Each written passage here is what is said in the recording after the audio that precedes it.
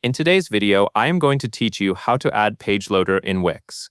To begin, open your Wix editor and make sure you are working on the page where you want to add or adjust the element. The Wix editor is where you control the layout, design, and interactive features on your website. So take a moment to let the editor fully load before making changes. Once the editor is open, look at the left sidebar. Click the plus icon, which is the Add Elements button. This menu lets you add different types of content to your page, including text, images, buttons, forms, and other useful site features. From the Add Elements menu, select Contact. This section contains contact-related elements, including forms that visitors can use to send information through your website. Choose a form that fits the style and purpose of your page, then add it to your site. If you already have a form on the page, you can use that existing form instead. Just click directly on the form so Wix knows which element you want to edit. After selecting the form, look for the option called Advanced Field.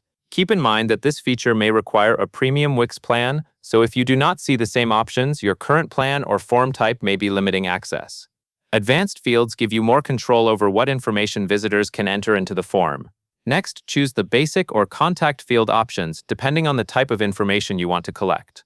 For example, you can add an address field if you need visitors to provide location details. You can also choose other field types based on what the form is meant to collect. The important part is to select the field that matches the information you actually need, so the form stays clear and easy for visitors to complete. Now, from the list of available options, select reCAPTCHA. This helps protect your form from spam and automated submissions. Adding reCAPTCHA is useful because it creates an extra layer of security while still keeping the form simple for real visitors to use.